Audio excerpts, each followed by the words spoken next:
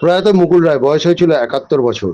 রাত প্রায় 1:30 নাগাদ সল্টলেকে এক বেসরকারি হাসপাতালে শেষ নিঃশ্বাস ত্যাগ করেন বর্ষিয়ান এই রাজনৈতিকবিদ। ছেলে শুভ্রাংশু বাবার মৃত্যু সংবাদ নিশ্চিত করেছেন। মুকুল রায়ের প্রয়াণের খবর ছড়িয়ে পড়তেই রাজনৈতিক মহলে শোকের ছায়া নেমে এসেছে। এখনো কর্মসূচি কিছুই ঠিক করিনি। কাল রাতে 1:30টার সময় কার্ডিয়াক অ্যারেস্ট হয় এবং সেখান থেকে রিকভারি করতে পারে। হসপিটালে ভর্তি ছিল 600 দিন।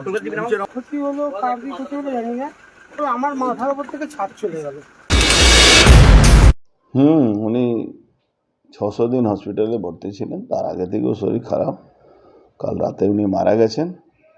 এরা বড় পলিটিশিয়ান ছিলেন, আমাদের এলাকা থেকে উঠে এসেছিলেন, বাংলায় রাজনীতি একটা জায়গা পেয়েছিলেন। দেখুন, রাজনীতিতে অনেক রকম অনেক বিশ্লেষণ হয়, কিন্তু একটা মানুষ যে জায়গা পৌঁছেছিলেন, প্রত্যেক মানুষের মৃত্যু নিশ্চিত আছে। ওনারও মৃত্যু হয়েছে, আমরা সবাই দুঃখিত। দীর্ঘদিন তো ওনার সাথে অনেকটা সময় রাজনীতি কাটিয়েছেন। দেখুন, সব কথা না বলে এখন দুঃখিত আমরা, রাজনীতিকবিদ ছিলেন এটাই বললাম।